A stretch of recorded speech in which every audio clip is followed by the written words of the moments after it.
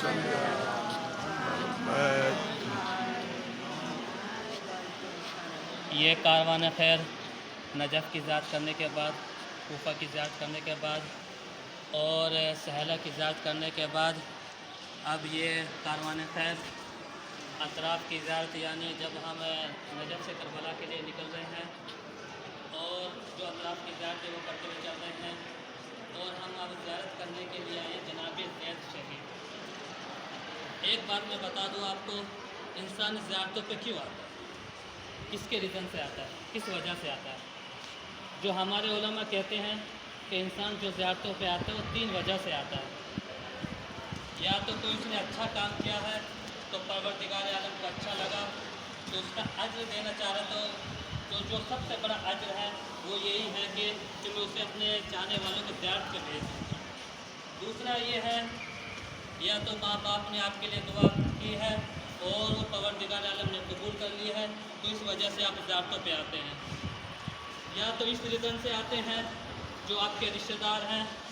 ان کے دل میں یہ چاہت تھی اور یہ تمنا تھی کہ ہم زیارتوں پہ جائیں، مگر وہ کسی ریزن سے، کسی وجہ سے زیارتوں پہ نہیں آ پائے اور یہ تمنا لے کے وہ چلے گئے، تو پروردگار عالم وہ آپ کو بھیج دیتا ہے اور زیارت کے لیے۔ اور جب آپ زیارت کریں تو اپنے مرحومین کو بھی یاد رکھیں، اپنے والدین کو بھی یاد رکھیں اور جو اپنے رشتہ داروں کو بھی یاد رکھیں۔ اور دیکھیے، ہمارے دینے میں اور پروردگار عالم کے دینے میں اور معصومین کے دینے میں بہت فرق ہے، یعنی جو ہم دیں گے اپنی حد کے اعتبار سے دیں گے، پروردگار عالم اور 14 معصومین جو دیتے ہیں وہ ہمیں ہماری حد سے زیادہ دیتے ہیں۔ جو ہم زیارت کرنے کے لیے آئے ہیں جناب زید شہید، ہمارے چھٹے امام فرماتے ہیں، اللہ تعالیٰ اللہم صل علی محمد وآل محمد۔ وہ بتاتے ہیں کہ جو کربلا کے میدان کے بعد جو سب سے زیادہ ظلم ہوا ہے جناب زید شہید کے اوپر ہوا ہے، یعنی کربلا کے میدان میں یعنی 3 دن کا بھوکا پیاسا بھی رکھا گیا، یعنی جنازے پامال ہوئے، اور جناب زید شہید کو بھی اسی طریقے سے کیا گیا۔ جس طریقے سے کوفہ والوں نے امام حسین کو خط لکھ کر بلایا تھا، اسی طریقے سے جناب زید کو بھی خط لکھ کر بلایا گیا۔ جناب زید شہید یعنی ہمارے چوتھے امام، امام زین العابدین علیہ السلام کے بڑے بیٹے تھے۔ لوگوں کو یہ شک تھا، یعنی 5ویں امام یعنی امام محمد باقر علیہ السلام امام ہے یا جناب زید شہید امام ہے۔ لوگ یہ مشکوک میں تھے، اس لیے مشکوک میں تھے یعنی مولا علی کے بڑے بیٹے امام حسن امام بنے، پھر اس کے بعد امام حسین امام بنے۔ لوگوں کو یہ شک تھا کیا پتہ جناب زید امام ہو، تو کوفہ والوں نے خط لکھا کہ بنی امیہ بہت ظلم کر رہا ہے، حجاج بن یوسف بہت ہمارے اوپر ظلم کر رہا ہے، آپ ہمیں ظلم سے نکالنے کے لیے آ جائیں۔ جناب زید نے ان کے خط پہ لبیک کہا اور وہ یہاں پر آ گئے اور ان کے ہاتھوں پر بیعت کری، اور جس طریقے سے جناب مسلم کو دھوکہ دیا تھا اسی طریقے سے انہیں بھی دھوکہ دیا گیا جناب زید شہید کو۔